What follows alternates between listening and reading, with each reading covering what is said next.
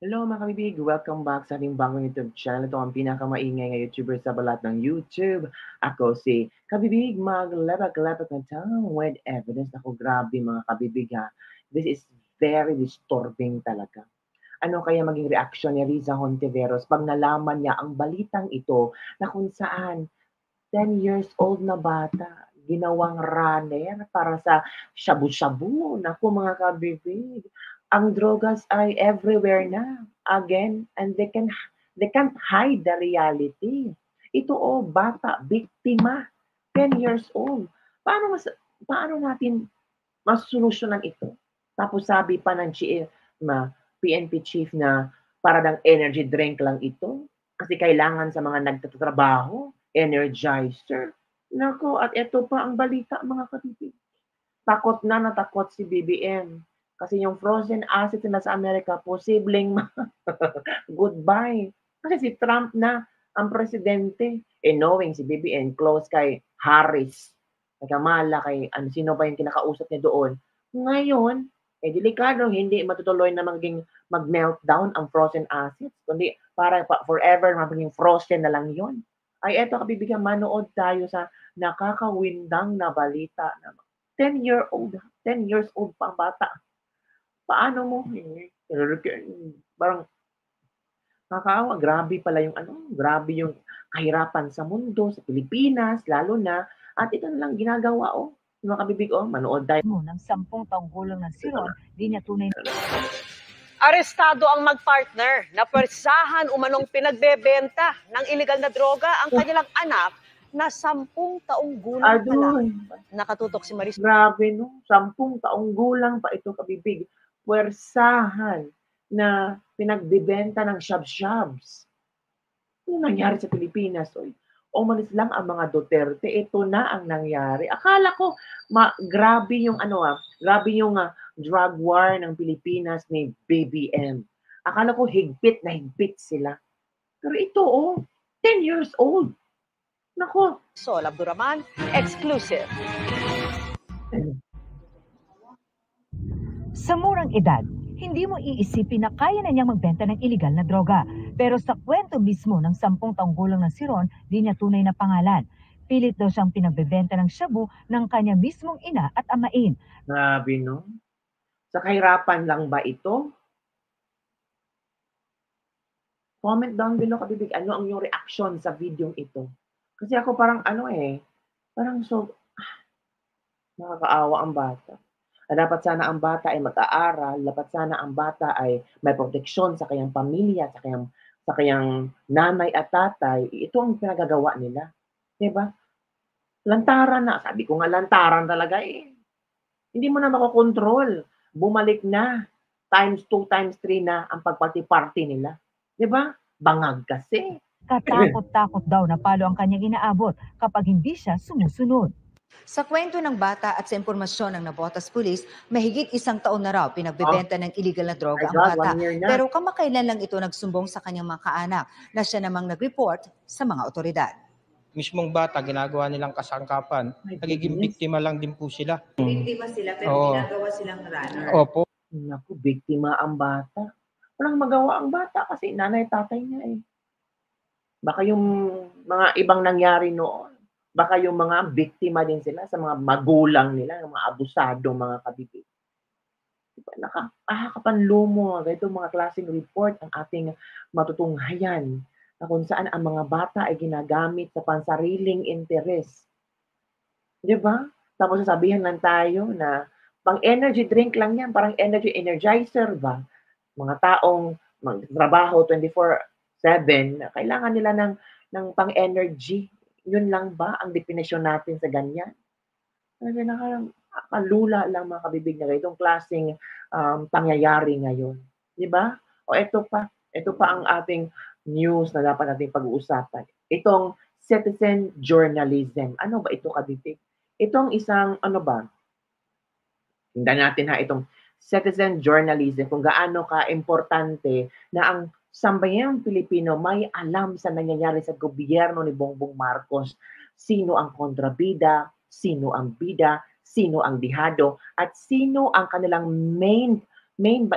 Ito yung punteriya nila na siraan para forever silang magnakaw. O, tingnan, magkinig tayo kay ate, ha? Anong nangyari dun sa Duterte? Kay Sara? Ang pinakanangyari nung kay Sara, kaya nagalit ang Duterte. Marcos kay Sara. Sila muna. Si Marcos muna. Oo. Si Romualdez. Kasi, nang nagkaroon ng budget ang DepEd na bilyon, kinakatkom nila kay Sara yung bilyon. Si Sara hindi pumayag. Na bakit nyo kukunin? Sila nga si Saldico at saka si Romualdez. In fairness kay ate, and very informative. Alam niya kung ano nangyayari sa Pilipinas. Kahit sabihin natin chismosa si ate, pero yung chismosa niya is very informative. Hindi yung chismis na paninira ng tao. Chismis ito na alam kung ano ang nangyari sa bansa natin. O dapat ganitong klaseng chismis ang ipagkakalat natin. Billion ata nakuha.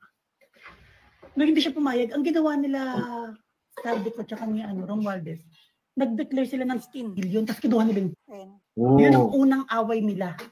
Na alam nilang wala silang mapapala kay Sara. Kaya siguro nasa isip nila na pag nanalo to sa susunod na eleksyon, sira ang mga natin.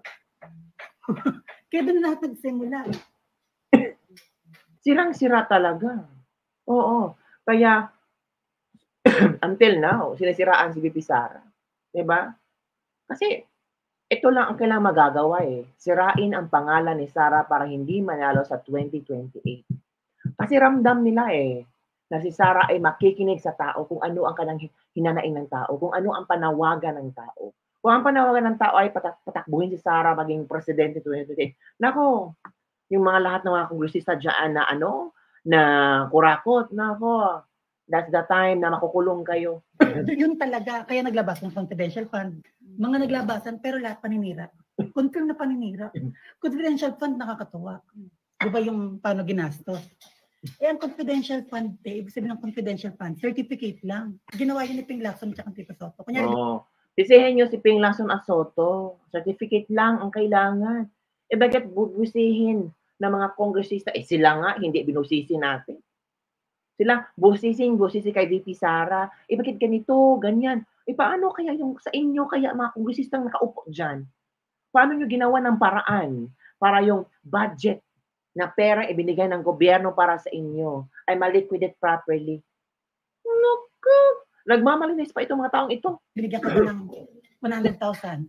Kaya gastusin mo to. Pero certification lang na nagastos ko sa ganyan-ganyan at studio. Wala na yung detalyeng pamasahe. Walang ganun. Nakalagay sa batas. Ngayon sabi ng COA na si Sara nakulang yung documents. Doon pumasok itong mga quadcom na ganyan-ganyan, nawala, Chenelyn at Chuchu. Binigyan ng deadline ng COA si Sara para makapagpasa pa ng iba. Di ba nakadepende yung quadcom sa COA? Kasi nga ito sinabi ng COA. Di nagpasa sa ni Sara bago mag-due date. Kaya si Sara hindi sumasagot sa mga hearing. Kasi wala pa kaming due date. Tama. Bakit kami papaliwanag? Magpapasa pa kami sa COA. Wala pang due date. Kaya ganun siya makipag sa hearing. Tapos, si COA naglabas sa hearing after ng ilang session na sa mga naipasa, clear si Sara. Maayos. Tinawa naman nila dun sa COA. Chay, baka ganyan. Kayo, ganyan yung trabaho nyo. Yung COA ngayon naging. Hindi nangyayari. In fact, gusto ko siya. Kaya confidential fund natapos. Clear. Hindi mga eksena nila. Binapabagsak talaga nila. Kasi alam nila na kapag nanalo si Sara sa sunod na eleksyon, sira ang lahat ng nakawan. True. Tama si ate, sira lahat ng nakawan. Kasi Sara ayaw sa korupsyon. Di ba yung pinahagi niya one time yung sa kanyang press con or sa kanyang interview na may mga insertion sa budget ng DepEd? Ayaw niya yun. Kaya nag-resign siya. It means ayaw ni Sara ng korupsyon. Magkakaroon pa si Sara ng anti-graft and corruption. Pag nanalo siya. Kung sila Marcos, talaga. Ganun talaga. Ano yung sinasabi nila dati na yung bank, yung World Bank?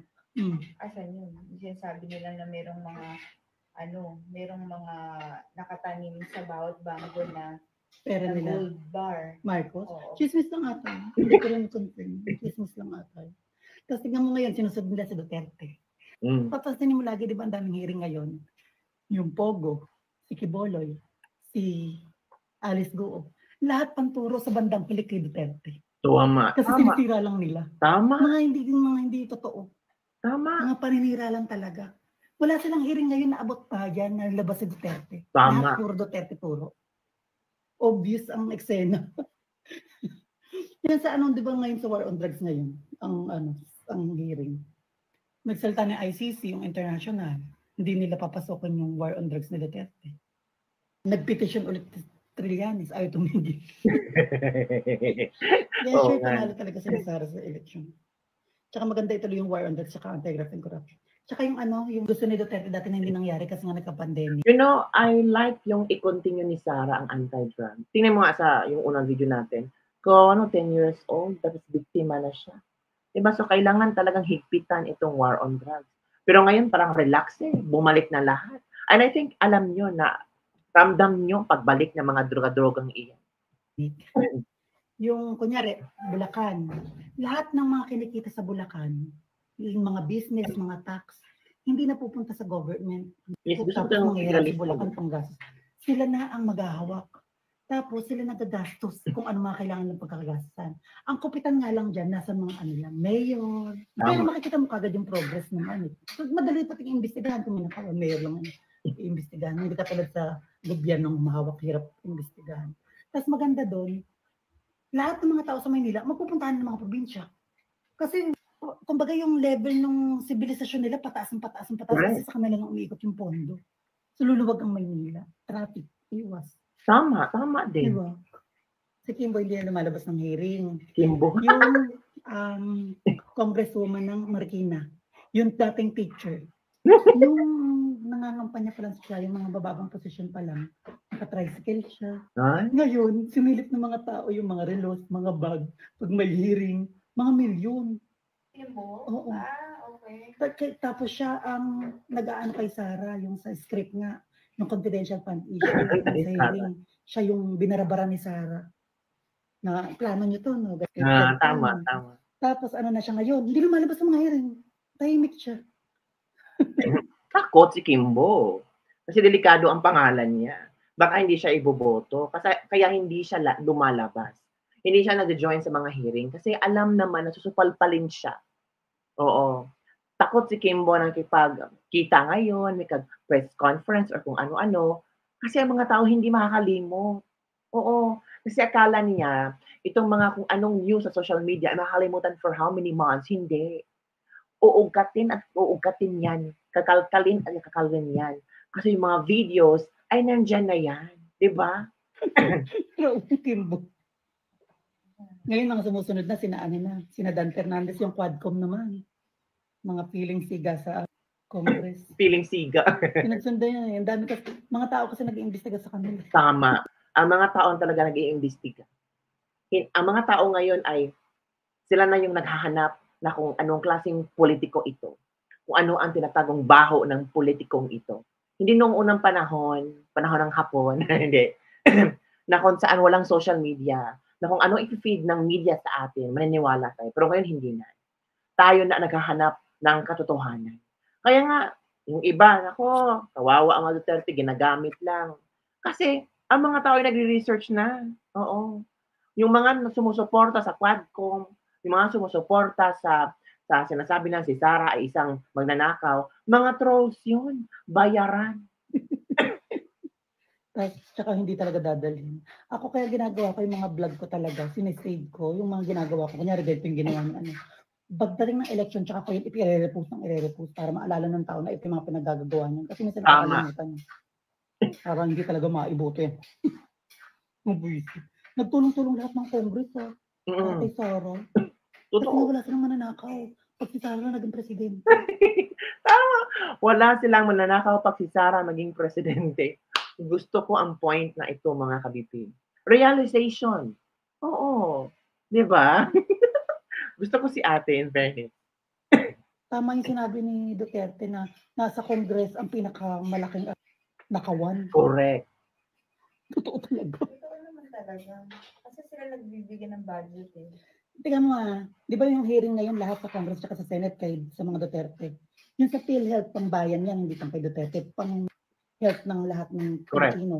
Yung flood control pang lahat ng Pilipino. Hindi tinatalakay yung pang... Tama. Nakuha niyo ang point ni ate. Pag tungkol sa mga Duterte, pinag-uusapan sa Senado at sa Congress. Pero pag tungkol sa PhilHealth, pag tungkol sa flood control project, hindi tinatalakay. Yun ang para sa Pilipino yan eh. Gets niyo? Ang dapat pang bayan, yung pang bansa. Puro Duterte. Alam mo nang ano, yung talamak na sila manira, ganyan pag nila ngayon. Eh, alam ng lahat ng tao. Dati nga pag nag-post ka ng atchuchucho, may mga lumalaban pa sa'yo eh. Siguro mga 60%. Kasi yan nga eh. Kami Marcos atchuchucho. 40%, 60% Duterte. Pag nagbablog ako dati 40% Marcos. Ngayon punta ka sa mga vlog ko. Siguro sa 100 nag-comment, isa lang, hindi Duterte. Yun kabibig. Na-hear mo na si ate. Same ba kayo ng reaction ni ate? Same ba kayo ng sentiments ni ate? Oo nga, chismis lang ito, pero ang chismis niya ay balido. Ang chismis niya ay ang kanyang naobserbahan. Diba? Ang kanyang nakita sa social media, ang kanyang own analysis sa sitwasyong ito. Hindi naman ibig sabihin na naging bulag tayo sa kung ano-ano yan sa Pilipinas. Hindi. Aware tayo sa kung ano na yan sa Pilipinas. Kaya ginagawa natin ito. Kaya pinag-usapan natin kasi aware tayo at apektado tayo. Paano na yan? Akala kasi nila marami pang pro Marcos. I mean, marami pa sila, di ba? Kung marami sila, bakit until now is parang mahina si BBM. Bakit mas marami ang galit kay BBM? Di ba? Magpunta kayo sa mga probinsya. Alamin nyo ang totoong sitwasyon sa mga Pilipino doon. Totoo. Gutom. Takot. Drugs. Rampant yan. Sa kung anong iskinita. Lahat ng mga area na madilim. Alam na natin kung sino naka-standby doon. Yung mga standby noon, panahon ni Duterte, na ang lulusog. Ngayon, ang papayat. Parang kinukuha na sila. Di ba, Kabibi? And I'm sure na naobserbahan mo yun. Hindi ka naman bulag. Na hindi mo makikita kung ano ang surroundings mo ngayon. Marami nagsasabing delikado na lumabas. Tumaas ang kriminalidad. Pero sabi ng gobyernong ito, bumaba ang kriminalidad. Sabi pa nga ng gobyernong ito, ang drogas ay parang energy drink lang na kailangan sa mga taong nag-work 24/7 na talang dilat ang kailang mata. Wow! In fairness, naging business na ang drogas ngayon. Lantaran talaga kami. So yun lang kabibigyan ng ating latest level for today. Don't you like, share, comment below. Kung same lang ba kayo ng sentiments ni ate. Bye everyone. See you next time.